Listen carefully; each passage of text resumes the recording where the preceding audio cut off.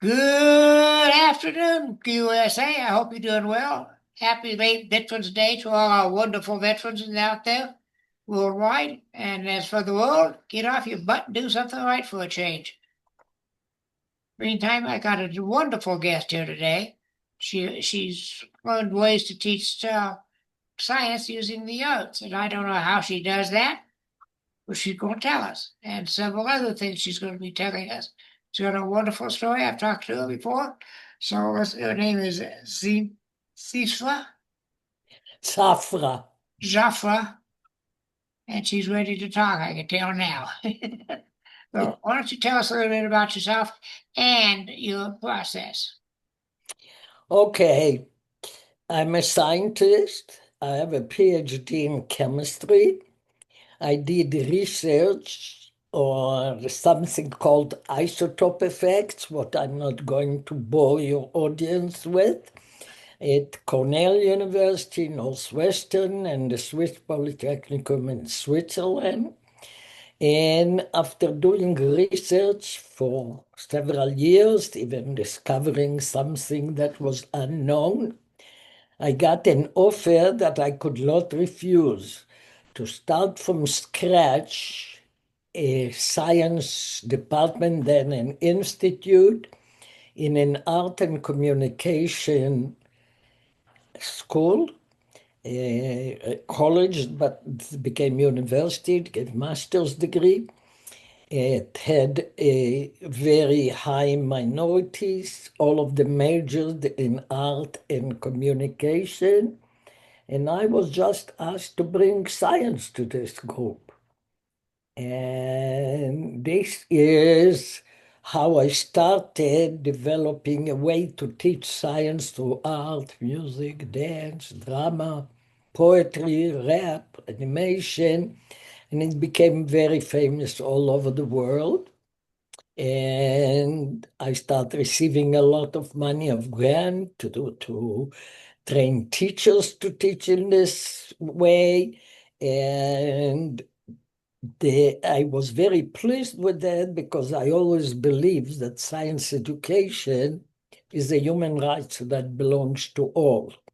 And if not everybody will be able to have a background in science and technology, will form a two-class society divided not by royalty, but by knowledge of science and technology. And we will leave a lot of people behind. Therefore, I wanted to develop a way that everybody could learn and enjoy science. And this was one part of my life. Another part of my life was that I chaired for the American Chemical Society for 26 years the Subcommittee on Scientific Freedom and Human Rights. And I got very, very involved with dissidents in Soviet Union, China, Peru, Guatemala, Cuba, and especially in the Soviet Union, that the numbers were very high. And I took a crash course in Russia, in Russian, and I went to the Soviet Union with a group of chemists. And during the day, we were guests at universities, delivering lectures. And at night, I went in dark alleys to meet dissidents and collect them. And by 2 a.m. in the morning, we gathered like 50 of them in an attic. And I distributed the scientific material, what was illegal in the Soviet Union. Then I gave them a seminar, what was illegal in the Soviet Union. Then I took back their CVs and resumes to work on their behalf and on behalf of people that were in prison, hard labor in Siberia, and bring them to freedom. And my third part in my life happened after September 11, where I told to my committee, subcommittee, that the time came to concentrate on the Middle East. And then we started the Malta Conferences Foundation that uses science diplomacy as a bridge to peace in the Middle East by bringing scientists from all the countries in the Middle East, all of them, Iraq, Syria, Lebanon, Israel, Palestinian, everybody is there for 5 days with several Nobel laureates to give them a platform that they can see what unites them, then what separates them, to give them a platform to stop demonizing the unknown other, and to give them a platform to develop collaboration on issues that one country cannot solve alone, like water, energy, air pollution, and develop friendships that can overcome the chasm of intolerance. And we had already 10 conferences like that, very successful. What helped me to get a lot of awards, both for education, for human rights, and for my effort to achieve peace in the Middle East. And this is all summarized in my book that came out last year in hardcover, and now it's in paperback, and it's titled Human Rights and Peace, A Personal Odyssey. Yeah. And all my facets of life are, it's a memoir.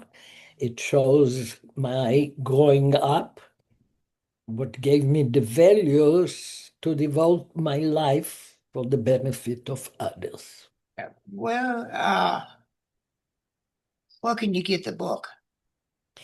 You can get the book from Amazon online, from Barnes and Nobles online. And I want to mention that I don't take a penny from the book.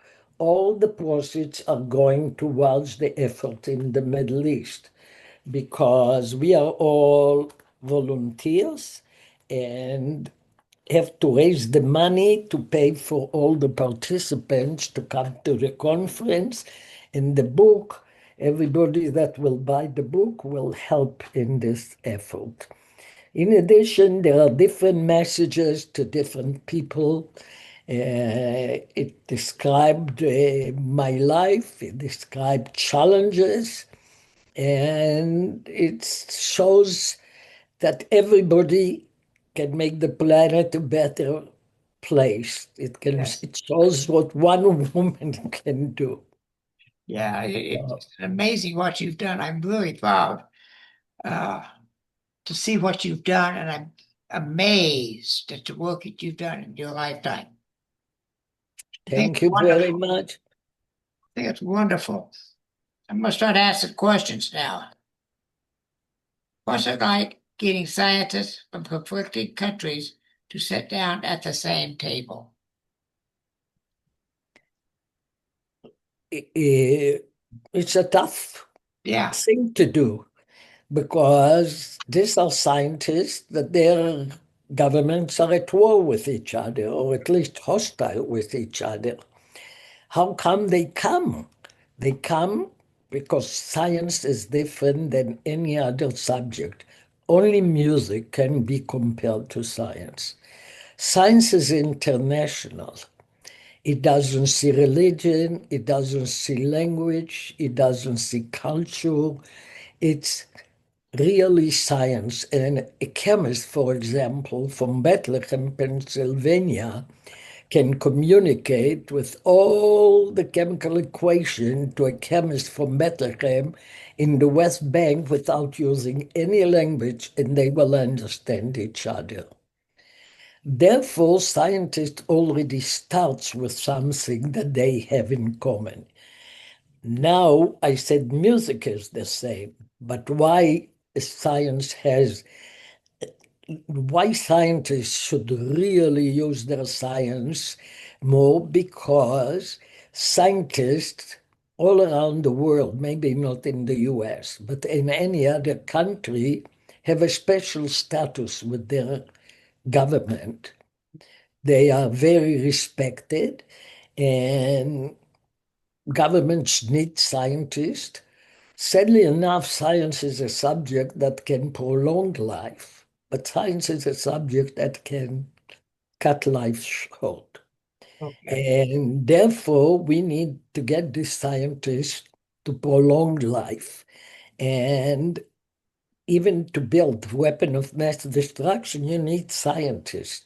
So scientists have a very special status with their government, and therefore they have the responsibility to use this status to work towards peace. The United States has a National Science Institute. I don't know how well that works with the government or if you know anything about it or not, but that's all I know is the National Science Institute is a part of it. It's not a part of the government, but it's run by the government. We are trying to stay away from government, Yeah, I hear you. And I know from why. any government. And I know why, because the governments have found things up faster than So lightning. this is probably the success because there were a lot of attempts to imitate, and meanwhile, nobody succeeded to bring under the same roof scientists from all the Middle East countries. Yeah. No other platform exists.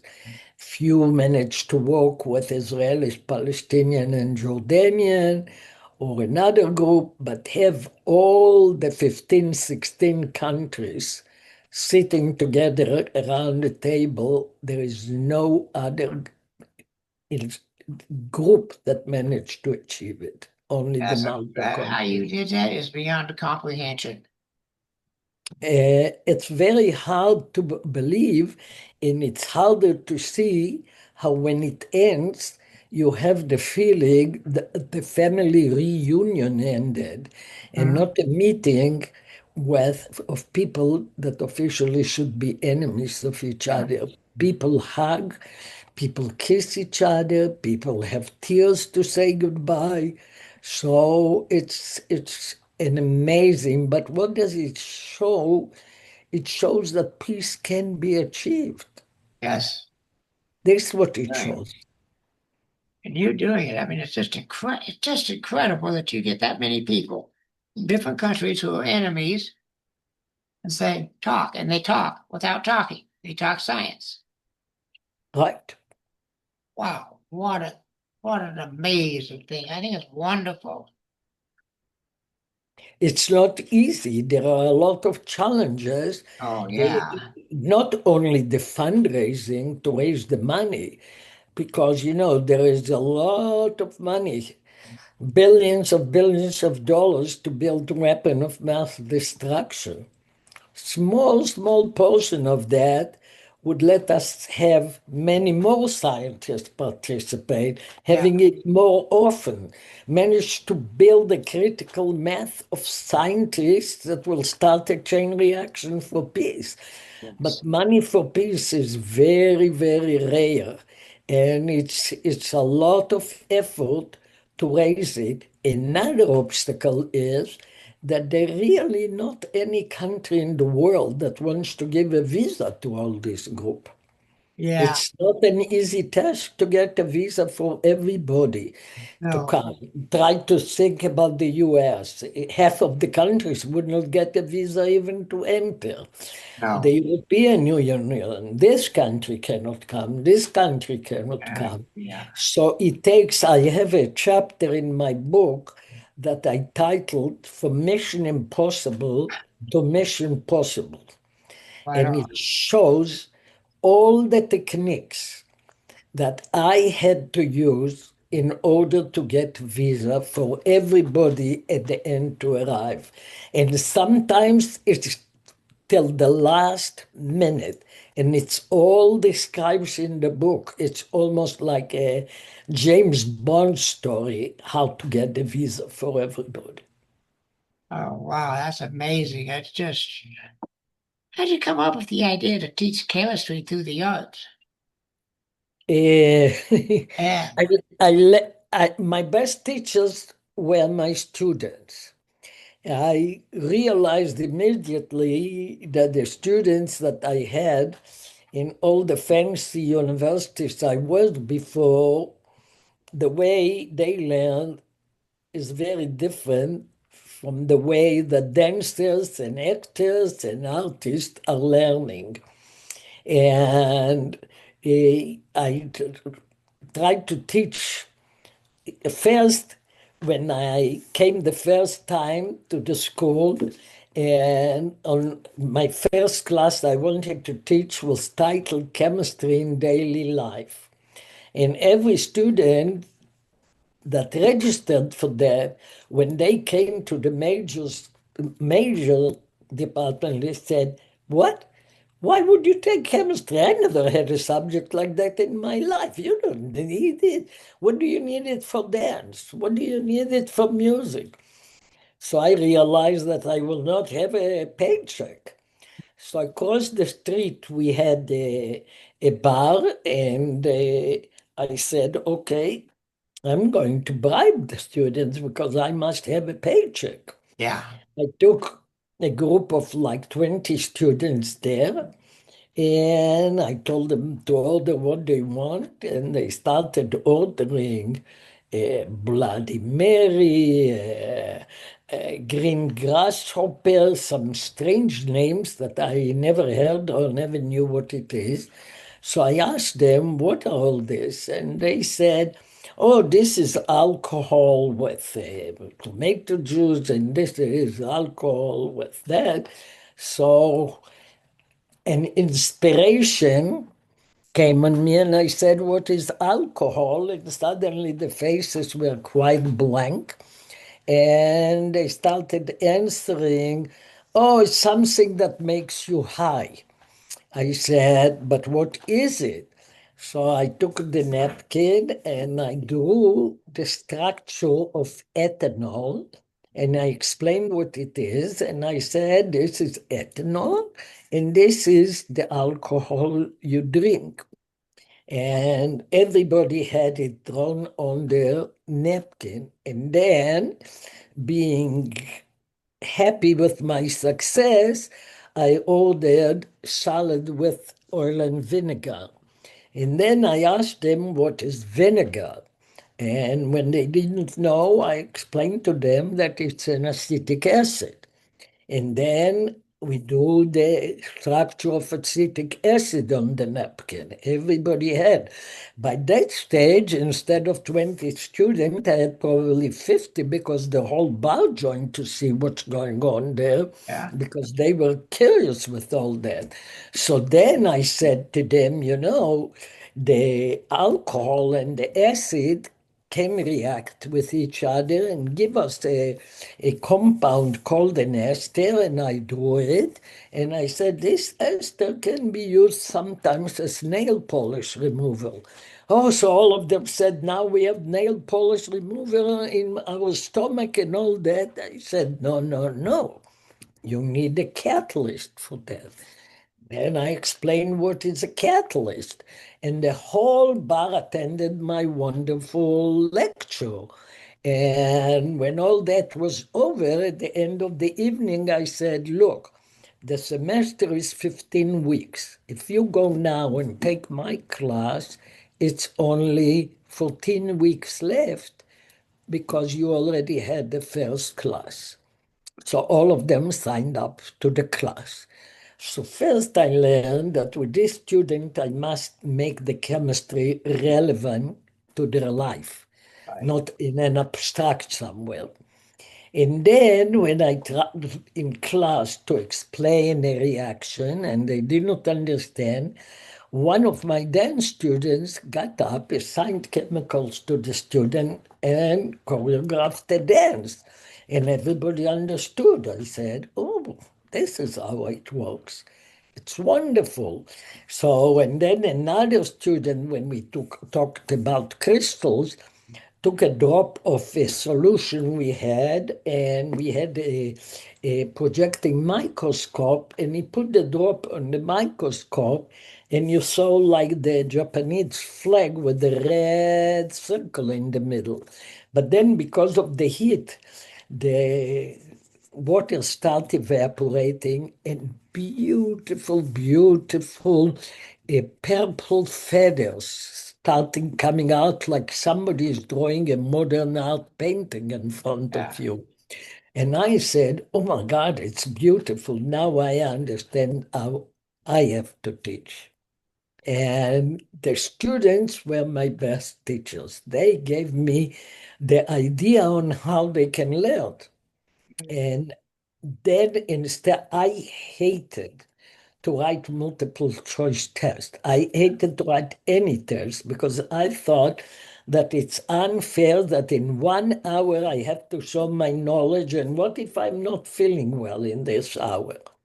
So I told my students that in the scripture there is a say, everything you hate to be done to you, don't do to your friend.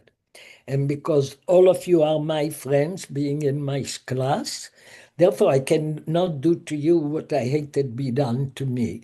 Therefore, you are not going to write multiple choice tests in my class. And you will show your knowledge in any way you want. And then the most beautiful things started appearing. We have a YouTube that you can see. Theater students did the Bondfather like the Godfather. It follows the Godfather, but it's on the chemical bond. Another group did Romeo and Juliet like a love story between sodium and chlorine to form table salt. And it follows all of Romeo and Juliet. And then they get married and they form table salt.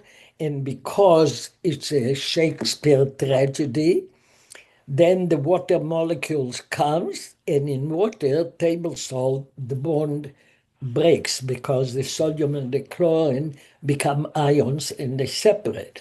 So the water came and broke the marriage. So then, and they stood with plaques, and it says, learn to take every tragedy with a grain of, and the couple was salt. Then a music student wrote a beautiful song, I Have Plenty of Ozone, on the depletion of the ozone layer, exactly with the music of I Have Plenty of Nothing. And it was beautiful. And we had the dances. And then I worked with homeless kids where one of my students that studied dance here and her family had this dance studio. At night, they taught dance, and I and my faculty taught them science.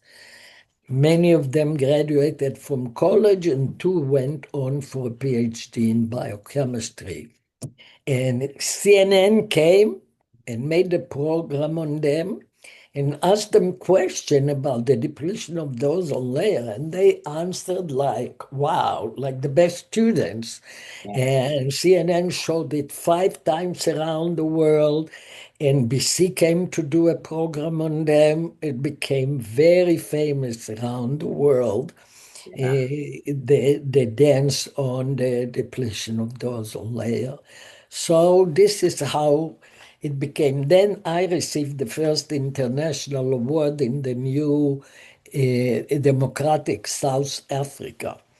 And it was a beautiful ceremony. It was from the World Cultural Council. And while there, I adopted the school district in Soweto. Soweto is the only town where two Nobel laureates were born on the same street, Mandela and Bishop Tutu. And then I adopted their school district to have them learn the same way as the students in Chicago learned. And it became then we were in Kenya and we were in a lot of places. A lot of places.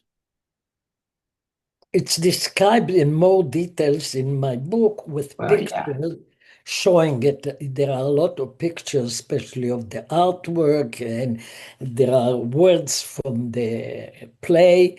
So the book describes it in more detail. I gave a lot of lectures about that in the world, like thousands. And always when I showed the video, people said, how can we get it? By that stage, you could not just send it. It was before you Yeah, could just send it through the computer. yeah. So therefore, now it's in the YouTube, so people all over can Oh, get hold of okay. that. And this is why I wrote about it in my book, so people can adapt it and learn how to do it. Yeah, so if there's videos on in YouTube, I'm going to definitely take a chance. My Yeah, idea is, YouTube appears under Lehrman Institute for the Advancement of Science. all right, which I won't get written down, but I'll find it. Good with computers. I Yeah, find it fascinating that your students taught you and you learned, and then you went on and taught it around the world. yes. And in order to make sure that people will not say, scientists, that make a Mickey Mouse of the science, Now, my subcommittee on scientific freedom and human rights, the members were the chair of the chemistry department, Professor Jack Seiner, and the chair of the from Indiana, and the chair of the chemistry department in Princeton, Professor Tom Spiro. So the three of us wrote a proposal together to the National Science Foundation to develop a class for non-science major in all the institution.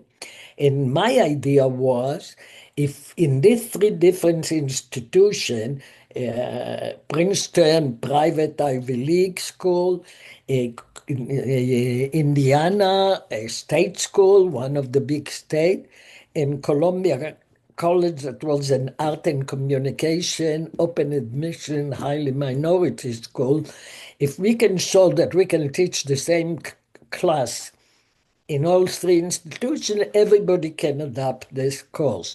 So we titled it From Ozone to Oil Spill, Chemistry, the Environment, and You. And the National Science Foundation funded it and called it the flagship project of the NSF. And in order to prove that my students can be second to none, every year my class flew to Princeton for a joint symposium between the students. And the students were showing their communicating their science through their creative way. And the media from the area was coming, and they called it the meeting of two cultures because it looked like two cultures. yeah, And it was a wonderful experience. Professor Spiro really organized it very nicely in Princeton, and it was a tremendous experience for the students from both sides. wonderful. Yeah.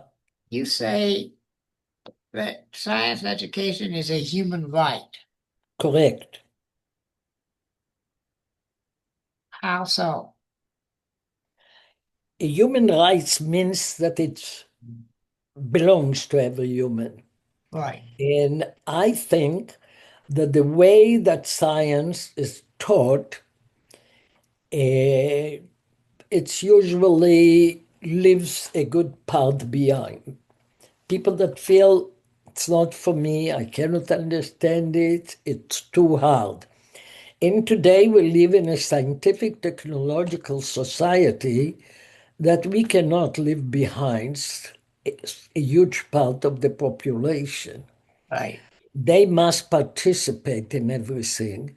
Not only that professionally they are left behind if they don't have any knowledge, but they are left behind in any discussion, in any subject that you discuss. In order to show my students that science is everywhere, I used to start my class by telling the students, bring an article from any newspaper that you want that deals with science. And they would bring article from the daily newspaper. It would describe, if Chicago is surrounded by nuclear power plants, it would describe the nuclear power plant and this happened and this happened. And I used to ask them, do you understand it? And they said no.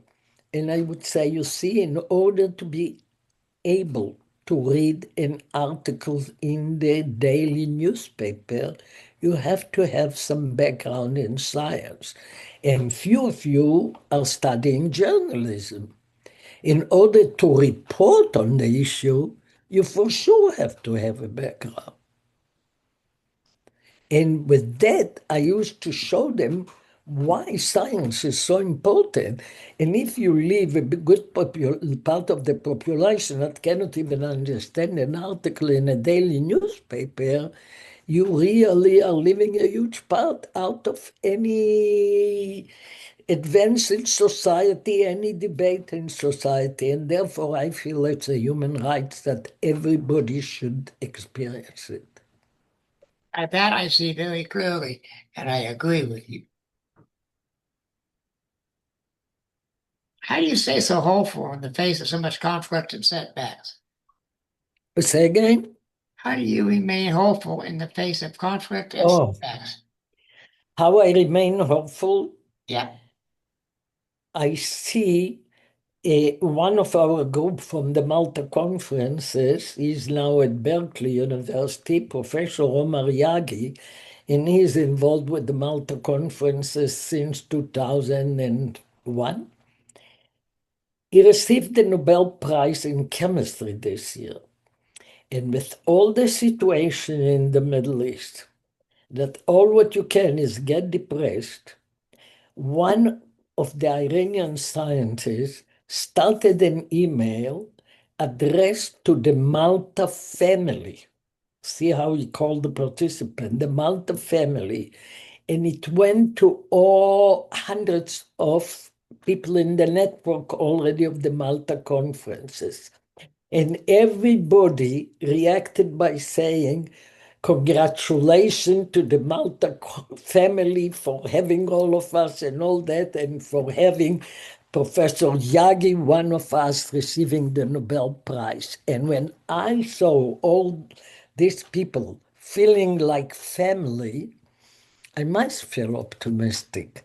I Yeah. must feel that if we would have more money, that we could have involved many more people, the world would look different. Yes, it would. And therefore, I am optimistic.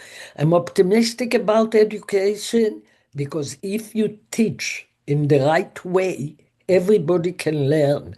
I worked in the inner city in Chicago, and we made miracles there. And then I was interviewed on was it WGN or ABC? The program was Someone You Should Know, and I was the someone you should know. And I said, if you will take the best teachers to the inner city students will be the best. But if you send them teachers that are not qualified, for sure they fall behind. Yeah. You got to send the best to teach the best. Sure. Wonderful. I am just really amazed at you. And why am I so helpful? Because a lot of my students keep in touch with me. And they made fun because I always told them in my classes, you will learn critical thinking that will be helpful to you in what you will do. And I have very successful student. I was invited to the Emmy Award when one of my students received the Emmy Award. And he said that his success is due to the science classes he took and the work he did in the Science Institute that taught him critical thinking and skills that helped him to be successful in animation and get the Emmy Award. But that shocked a few people. I got my MA because of him. Suddenly, science, he praised the science. Yeah, wow, it is so amazing to me. You know,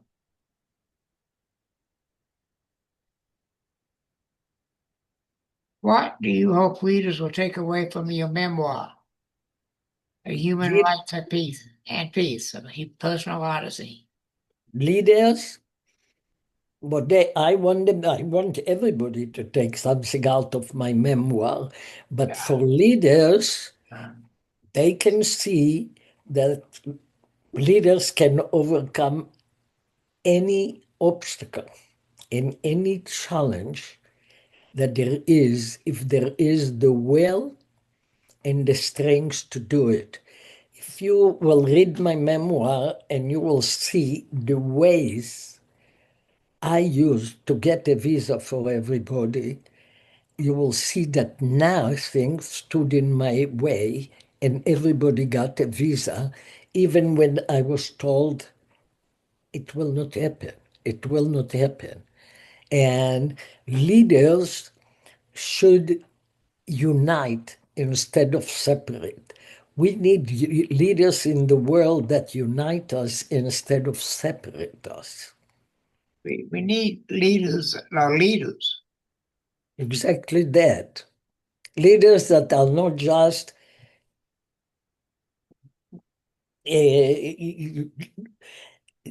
rulers. We Yeah. need leaders, not rulers. This is what we need. Yes, we need leaders that will lead. Now, Right. And this is very important. Somebody asked me, so if you are optimistic that there can be peace, what do you think could advance the peace? I said, remove most of the politicians that are obstacle in the way to peace. I agree with that statement so heartily. Get rid of the politicians, Exactly. especially the ones that have People been. want to live together in peace. Yes, we do. If you come to the Malta conference and you see the people from Gaza and the people from Israel like brothers and sisters, you know, it's just unbelievable. They don't want to fight. No, most of them do not. There's a few of the so-called leaders, the ones in charge of, Hamas or Hezbollah or whatever, who do. But most of the ones following them are just following them because Sad. because It's they very sad what is going on now in the it is world. not Very sad. not just Israel and Gaza, but the Ukraine And Ukraine and Russia, what is going on there, and and Sudan, that within the country, we're not two different countries. The yeah, Sudanese by themselves are Haiti. killing each other. And then over here in the Caribbean, they got Haiti and Yeah, couple others. the situation is very dire, It but is. it's always starts with the politician. I agree with you. The It's not politics, the people that started, not the people. People don't want to. but this is how the world runs. Yep. Well, And maybe we'll get enough people. You'll get enough people, not we, because I ain't involved. My goal for you for this show is to get it popping, get it out there, and let it go viral. let's hope. And let's hope it's a memoir.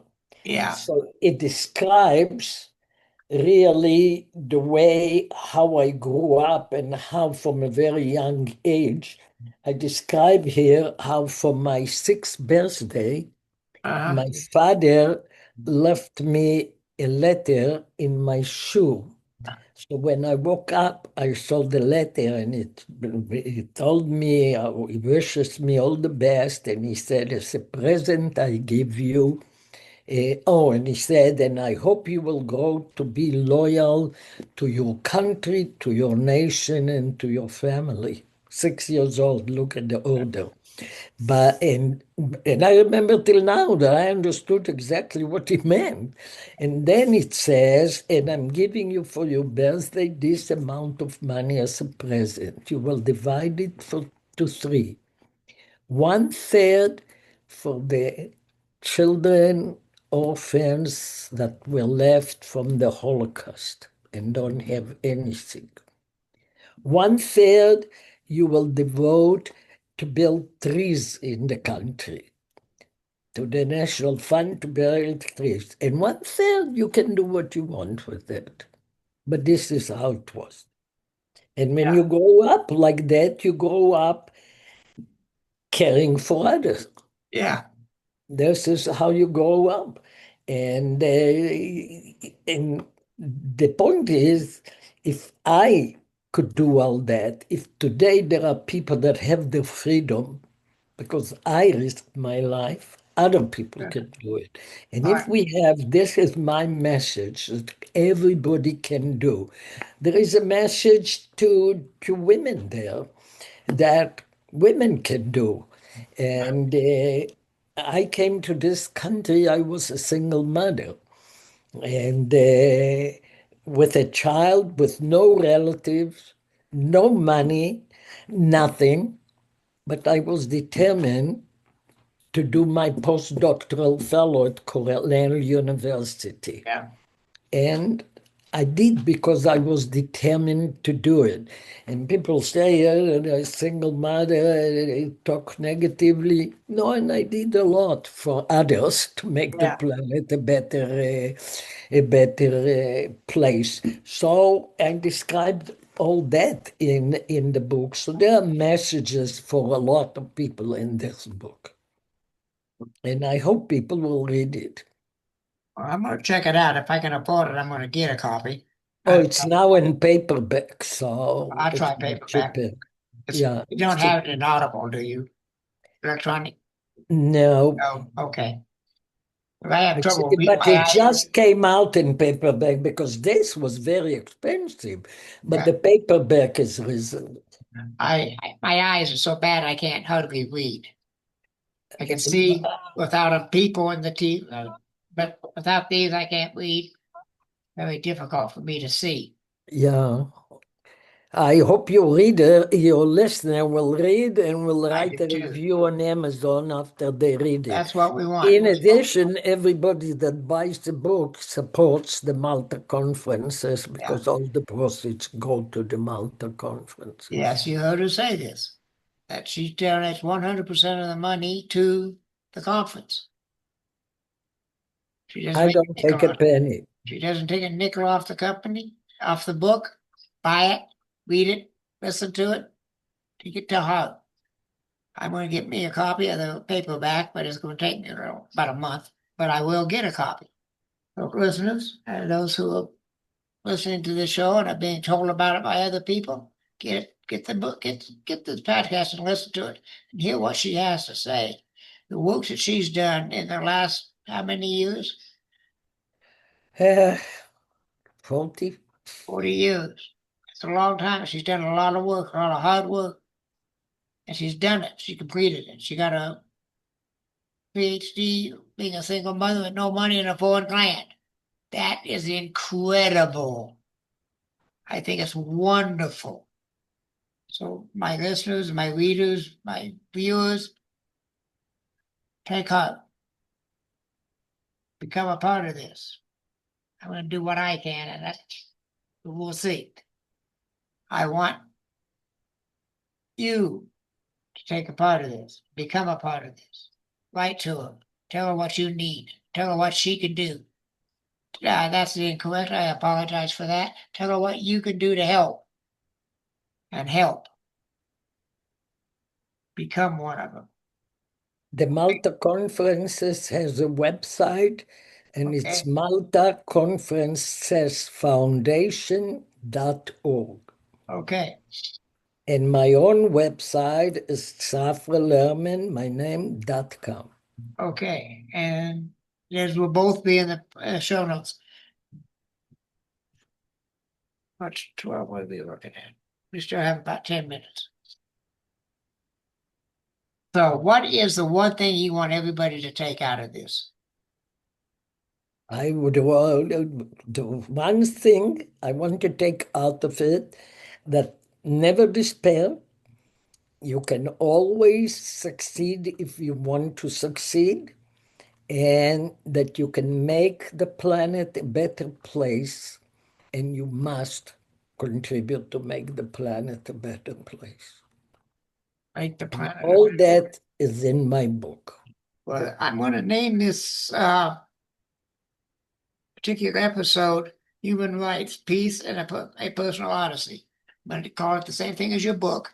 Okay? It's a little long for a name, but I'm going to use it anyway. I don't care. Because I think it's important that people know that. Get the message, people.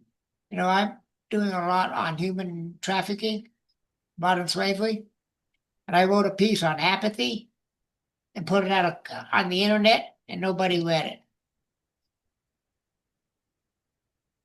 I mean, give me a break. What? That's what I want to get a hold of. I want people to break the apathy and start doing what needs to be done to make this planet habitable. Make it good for us.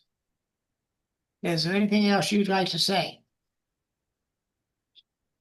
I just want to tell you that I used to tell my students every day before you go to sleep, think, what did you do good for somebody else?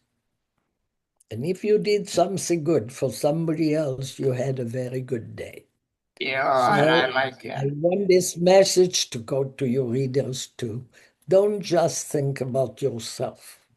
No, you have to do more than That think of others. You have to do for others.